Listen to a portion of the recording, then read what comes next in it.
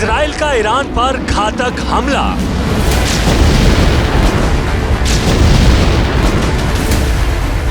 Israel की मिसाइलों ने मचाई तेहरान में तबाही।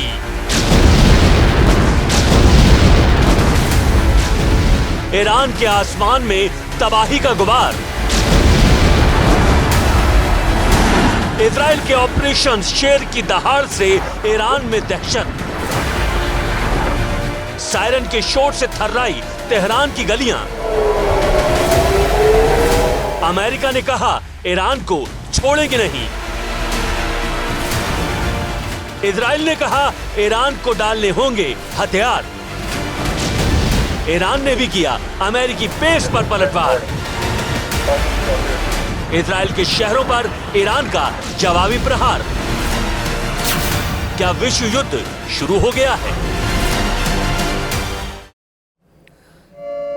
नमस्कार, स्वागत है आपका एबीपी न्यूज में। मैं अवधेश आपको दिखाएंगे न्यूज सेंचुरी, लेकिन पहले युद्ध क्षेत्र से बड़ी खबर आ रही है, उसका रुख कर लेते हैं। इजराइल का ईरान पर फिर से बड़ा हमला सामने आया है। ईरान के मिसाइल ठिकानों पर ये ताजा हमले किए गए हैं और इजराइल पर कई मिसाइलें बरसाई गई हैं। तो ये बड़ी खबर सामने आ रही है। इजराइल ने ईरान पर फिर से हमला किया है, लेकिन इस बार इजराइल ने ईरान के मिसाइल ठिकानों पर हमले किए हैं। मिसाइल ठिकानों को निशाना बनाया गया है, लेकिन इसके साथ ही साथ ईरान की तरफ से भी पलटवार जारी है। इजराइल पर कई मिसाइलें दागी गई हैं, तो दोनों तरफ से ताबड़तोड़ मिसाइल बारी हो रही है। बमबारी नहीं, मिसाइल बारी कहिए, दोनों तरफ से मिसाइल दागी जा रही हैं। लेकिन इजराइल ने ईरान के जो मिसाइल के बेस हैं उनको निशाना बनाने की कोशिश की है। तो ये बड़ी खबर आई, तो लगातार अपडेट्स आ रहे हैं और इन सब के बीच एक और बड़ी खबर है। ईरान में मरने वालों की संख्या 201 तक पहुंच गई है और इनमें से 85 छात्र छात्राएं शामिल हैं। इजराइल ने हमले में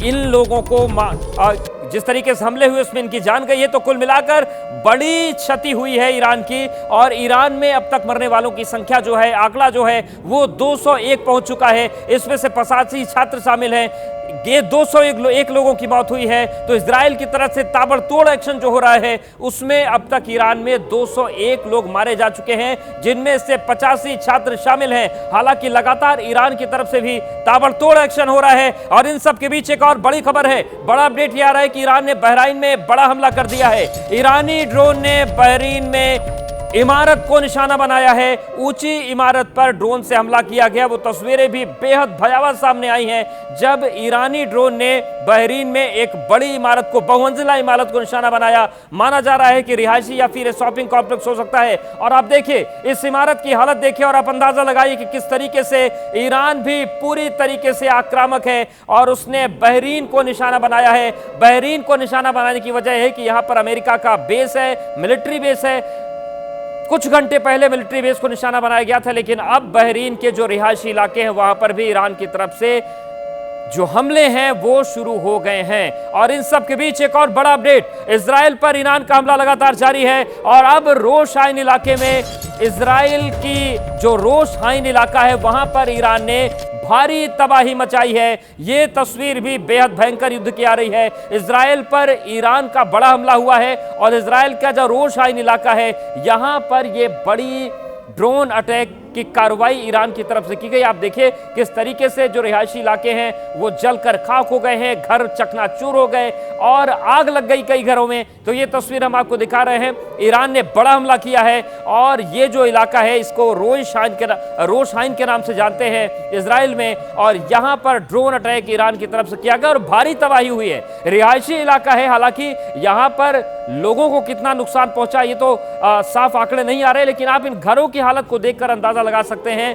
कि हमला कितना भीषण था और किस तरीके से रोश आइन इलाके में तबाही हुई है। और निश्चित तौर से इसकी चपेट में जो भी आया होगा उसकी जिंदगी क्या बचेगी या नहीं बचेगी ये अंदाजा लगाना बहुत मुश्किल नहीं है। तो इजराइल पर भी ईरान की तरफ से ताबड़तोड़ हमले हो रहे हैं और आक्रामक तरीके से जो ईरान है वो इजराइल पर हमले कर रहा है। और इस वक्त हम जो आपको तस्वीर दिखा रहे हैं ये तस्वीर है रोश आइन इलाके की, जहां पर ईरान ने बड़ा अटैक किया है, टारगेटेड अटैक किया है और रिहायशी इलाके में अटैक किया है। और उसी की तस्वीर आप देखें किस तरीके से हालात यहां पर बने हुए हैं।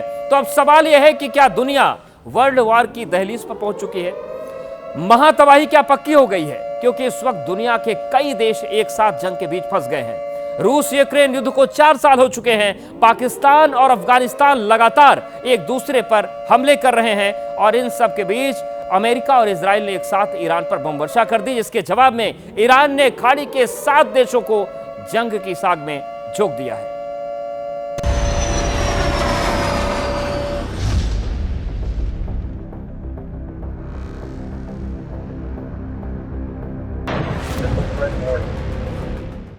आसमान से अग्नि वर्षा हो रही है, मिसाइलें गरज रही हैं, बारूद की गंध हर तरफ फैली हुई है।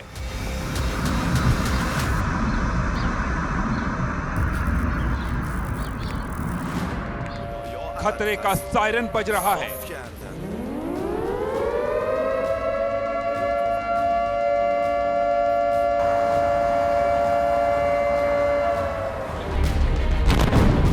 तो क्या वर्ल्ड वॉर 3 का काउंटडाउन शुरू हो चुका है?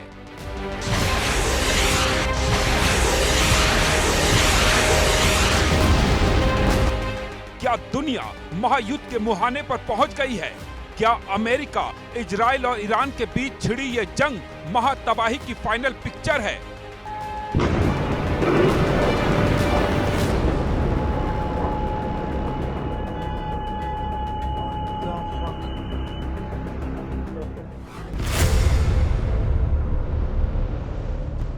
ये सवाल बेवजह नहीं है, बेबुनियाद नहीं है। इस सवाल के पीछे हैं वो तस्वीरें जो लगातार दुनिया भर से सामने आ रही हैं।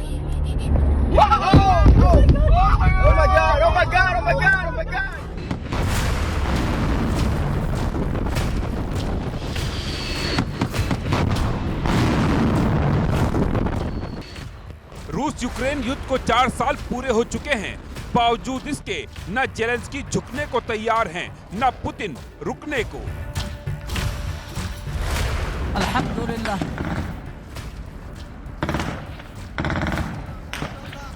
पाकिस्तान और अफगानिस्तान के बीच जंग का नया फ्रंट खुल चुका है। इन सब के बीच अमेरिका और इजराइल ने ईरान पर डबल अटैक कर दिया है। ये जंग कितनी भीषण होने वाली है, इसका अंदाजा इसी बात से लगाया जा सकता है। अमेरिका ने अपने सबसे ताकतवर aircraft carrier US Abraham Lincoln से ईरान पर हमला किया है। ये जहाज दक्षिण चीन सागर से मिडिल ईस्ट कुछ हफ्ते पहले ही पहुंचा था।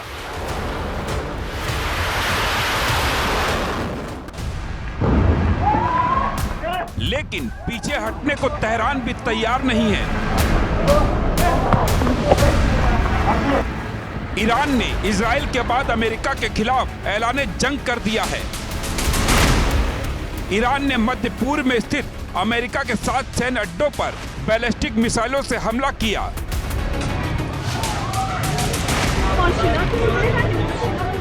ईरान ने इजराइल के अलावा कुवैत, कतर, बहरीन और सऊदी अरब में मौजूद अमेरिकी बेस को निशाना बनाया।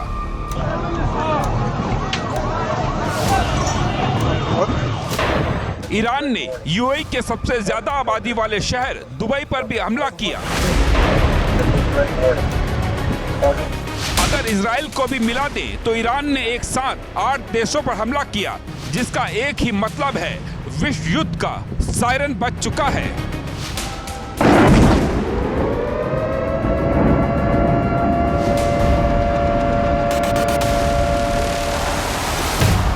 क्योंकि जिन देशों को ईरान ने निशाना बनाया है वो भी बदले की बात कह रहे हैं।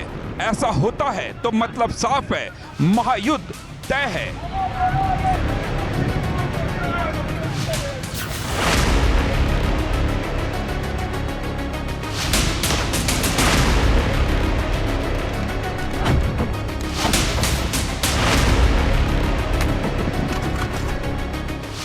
मिडिल ईस्ट ही नहीं, एशिया भी जंग का अखाड़ा बनता जा रहा है।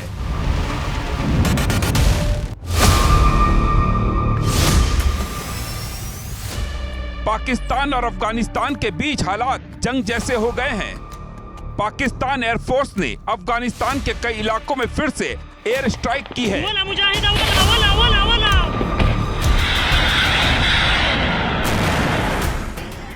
वहीं तालिबान ने दावा किया है उसने इस्लामाबाद के फैजाबाद सैन्य ठिकाने समेत कई अहम ठिकानों को निशाना बनाया है।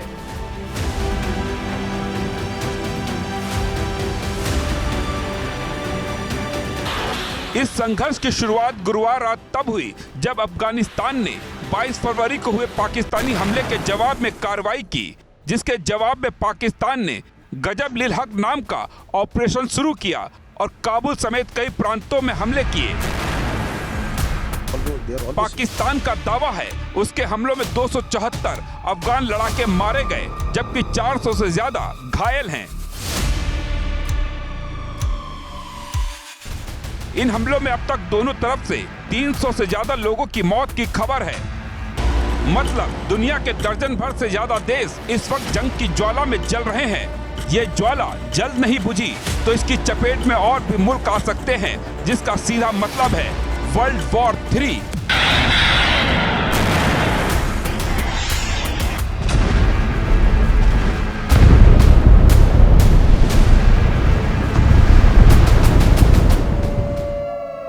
तो हमने आपको हालात दिखाए हैं जिन हालातों की वजह से कहा जा रहा है कि वर्ल्ड वॉर 3 की दस्तक होने वाली है या क्या हो चुकी है। लेकिन इन सब के बीच एक बड़ी खबर है, ईरान पर बड़ा खतरा मंडरा रहा है और अब तक का सबसे बड़ा खतरा मंडरा रहा है।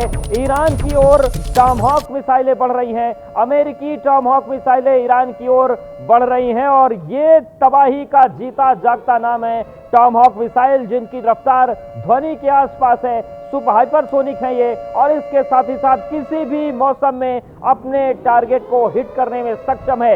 एक बार अगर ये निशाने पर चली तो वहां पर तबाही और बर्बादी लाने के बाद ही इनकी यात्रा, इनका सफर खत्म होता है। तो जो अमेरिकी टॉमहॉक मिसाइलें हैं वो ईरान की तरफ बढ़ रही हैं और ये इस वक्त की बड़ी खबर है, क्योंकि सबसे बड़ा खतरा ईरान की तरफ है। अगर टॉमहॉक मिसाइलें उसको निशाना बनाती हैं, उसके क्षेत्रों को निशाना बनाती हैं, तो फिर भारी तबाही की तस्वीर ईरान से देखने को मिलेगी। इस बात की आशंकाएं बेहद बड़ी हो चुकी हैं।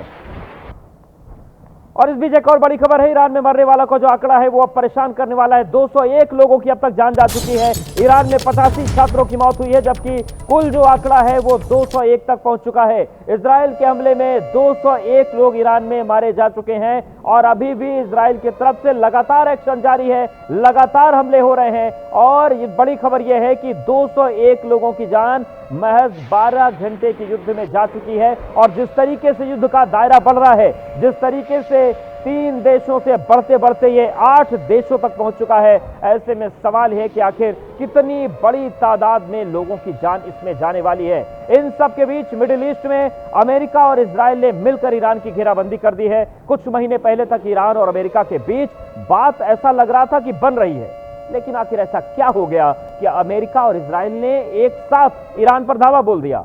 तेहरान करीब 5000 किलोमीटर दूर 2 दिन पहले आखिर ऐसा क्या हुआ जिसने इस हमले की स्क्रिप्ट लिख दी, ये रिपोर्ट देखिए।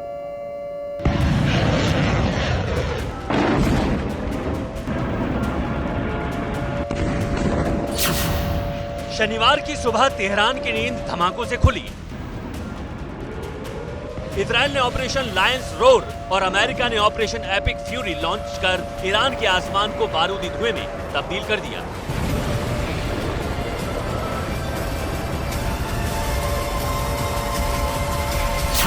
इजराइल के F-35 लड़ाकू विमानों और अमेरिका की लंबी दूरी की मिसाइलों ने एक साथ ईरान के परमाणु केंद्रों और बैलिस्टिक मिसाइल अड्डों को निशाना बनाया। लेकिन ईरान भी खामोश नहीं बैठा। उसने जवाबी कार्रवाई में खाड़ी देशों में मौजूद उन अमेरिकी बेसिस को निशाना बनाया जहां से उस पर ये हमले ऑपरेट हो रहे थे। कतर का अल उदैद एयरबेस, बहरीन में अमेरिकी नेवी का 5वां बेड़ा और कुवैत के ठिकानों पर ईरान ने फतह और खैबर मिसाइलों की बारिश कर दी। हालांकि अमेरिकी रक्षा मंत्रालय पेंटागन का दावा है कि उसके एयर डिफेंस सिस्टम पैट्रियट और थार्ड ने ईरान की ज्यादातर मिसाइलों को हवा में ही हिट कर दिया। मिडिल ईस्ट में सुलगे इस बारूदी जंग की सबसे ताजा वजह जेनेवा से आई खबर है, जिसमें अमेरिका परमाणु समझौते को लेकर ईरान को मनाने में नाकाम रहा।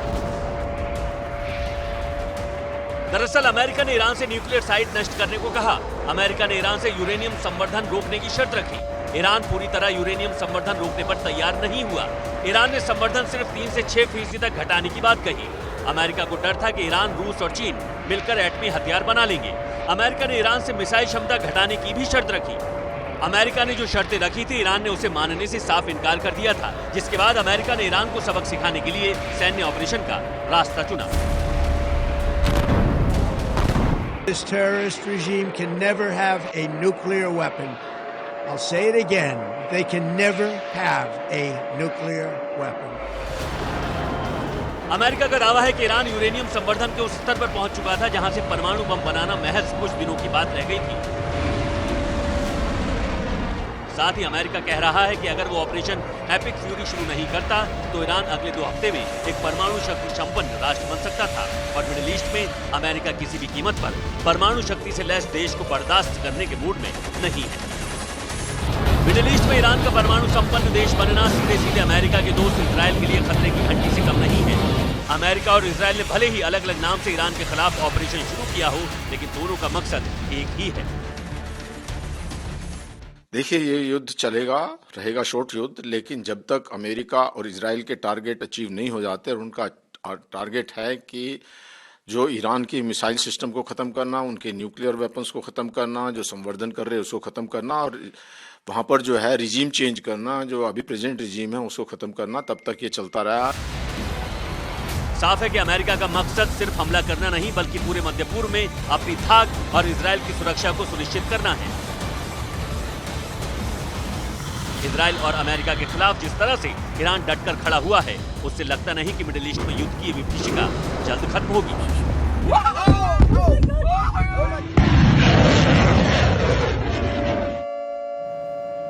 तो खतरा बहुत बड़ा हो गया। इन सब के बीच बड़ी खबर यह है कि ईरान पर अब तक का सबसे बड़ा खतरा, सबसे बड़ा जो हमला है वो हो सकता है, क्योंकि अब इस पूरे युद्ध में टॉमहॉक मिसाइलों की एंट्री होने जा रही है और ये एंट्री जो है ये ईरान के लिए बेहद खतरनाक साबित हो सकती है। बड़ी खबर है, अमेरिकी टॉमहॉक मिसाइलें ईरान की ओर बढ़ेंगी, इस बात की सूचना मिल रही है। और ये टॉमहॉक मिसाइलें तबाही का ऐसा मंजर पैदा करती हैं कि दुश्मन को एक मिसाइल झेलना ही भारी पड़ जाता है। और यही बात है कि लंबी दूरी तक वार करने वाली ये सब सोनिक क्रूज मिसाइल है, जो लंबी दूरी तक वार करती है, बेहद घातक होती है, किसी भी मौसम में टारगेट को हमला करने में सक्षम है। मौसम बाधा इसमें नहीं बनता। मिसाइल की रेंज 1250 किलोमीटर से लेकर 2500 किलोमीटर के बीच है और सतह के काफी करीब होकर उड़ान भरने में सक्षम है। और इसके साथ ही साथ दुश्मन के राडार को चकमा देने में पूरी तरीके से इस मिसाइल को महारत हासिल है।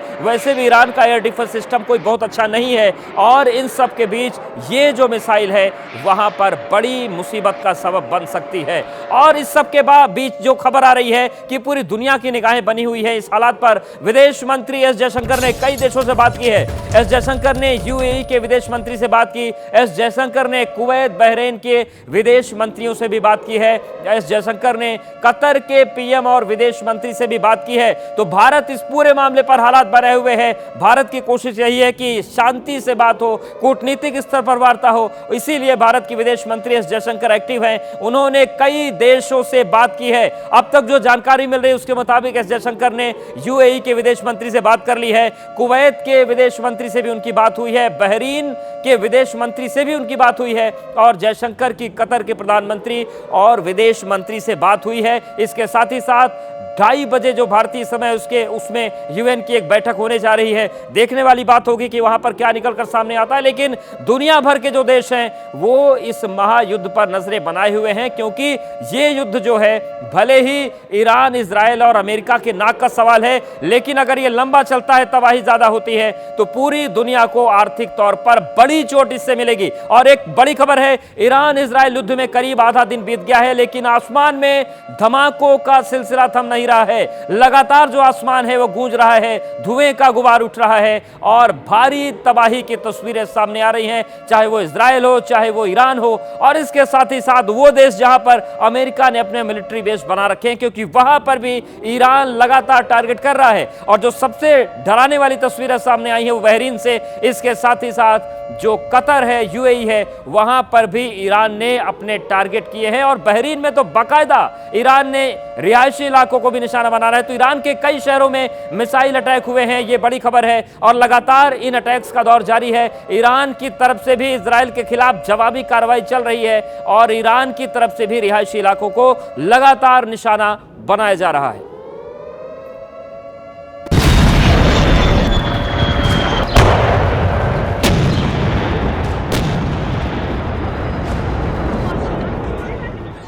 कई दिनों से दुनिया पर जिस नए महायुद्ध का खतरा मंडरा रहा था, आखिरकार उस बारूदी जंग की शुरुआत हो गई। अमेरिका और इजराइल ने मिलकर ईरान के खिलाफ वॉर फ्रंट खोल दिया।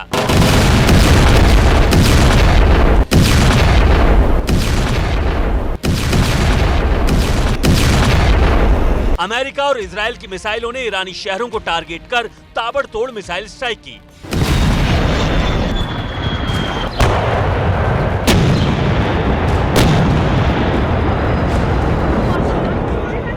इजराइल अमेरिकी अटैक के बाद ईरान के आसमान में बारूदी धुएं का गुबार उठता देखा गया।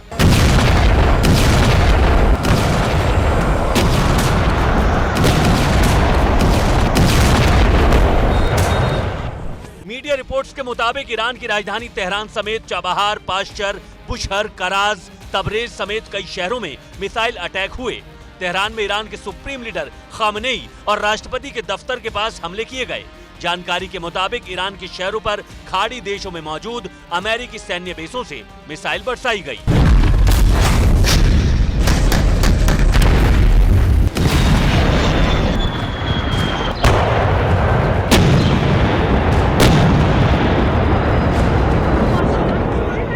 भारतीय समय के मुताबिक दोपहर 12:47 तक ईरान पर करीब 30 अटैक हो चुके थे।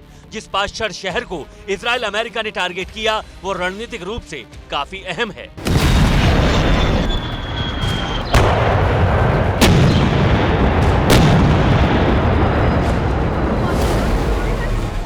पाश्चर में राष्ट्रपति का दफ्तर है, नेशनल सिक्योरिटी काउंसिल का ऑफिस है, ईरानी रेवोल्यूशनरी गार्ड्स IRGC का मुख्यालय यहाँ पर है।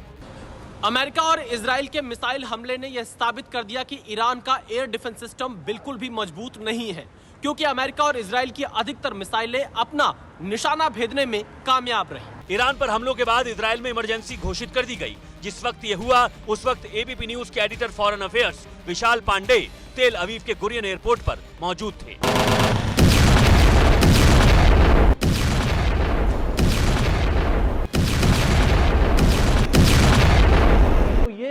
हालात क्योंकि अब इजराइल में बने हुए हैं बंकर्स कुछ इस तरह के यहाँ पर एयरपोर्ट पर हैं, जहाँ लोगों को सुरक्षित स्थान पर रहने के लिए कहा जा रहा है, प्रोटेक्टेड एरिया में जाने के लिए कहा जा रहा है। ये पूरा बंकर है यहाँ पर बेन गुरियन एयरपोर्ट पर, जहाँ लोग सुरक्षित स्थान पर अब पहुँच रहे हैं। ये प्रोटेक्टेड एरिया है और हम भी इस बंकर की तरफ आए हैं क्योंकि थोड़ी देर पहले ही ये इमरजेंसी अलर्ट जारी हुआ है और लोगों को सुरक्षित जगह पर जाने की अपील की गई है फोन पर। ये बड़ी खबर है क्योंकि इस बात की आशंका लगातार बनी हुई है कि किसी भी वक्त ईरान की तरफ से यहाँ पर पलटवार हो सकता है और ऐसी स्थिति में यहाँ शेल्टर्स की ओर जाने के लिए लोगों की तरफ से कहा जा रहा है। बहुत सारे अलग अलग यात्री इजराइल के इस तेल अवीव बेन गुरियन एयरपोर्ट पर अभी भी फंसे हुए हैं और क्योंकि सारी उड़ानें यहां रद्द की गई हैं और ऐसे हालात में लोगों को अब शेल्टर्स की ओर जाने के लिए कहा जा रहा है। इजराइल ने इन हमलों को प्रीएम्प्टिव स्ट्राइक बताया है, लेकिन ये फुल फ्लैश्ड वॉर से कम नहीं है। जैसे ही जिनेवा में US ईरान की बातचीत विफल हुई थी, तब से ही मिडिल ईस्ट में युद्ध की हलचल बढ़ गई थी। अमेरिका लगातार खाड़ी देशों में अपने युद्धपोत की तैनाती बढ़ा रहा था। कुछ दिन पहले कतर एयर स्ट्रिप को अमेरिका ने खाली किया था। अमेरिका लगातार ईरान को अपने परमाणु भंडार नष्ट करने की जिद पर अड़ा था। ईरान ने इससे इनकार किया तो ट्रंप ने नेतन्याहू के साथ मिलकर शुरुआत कर दी।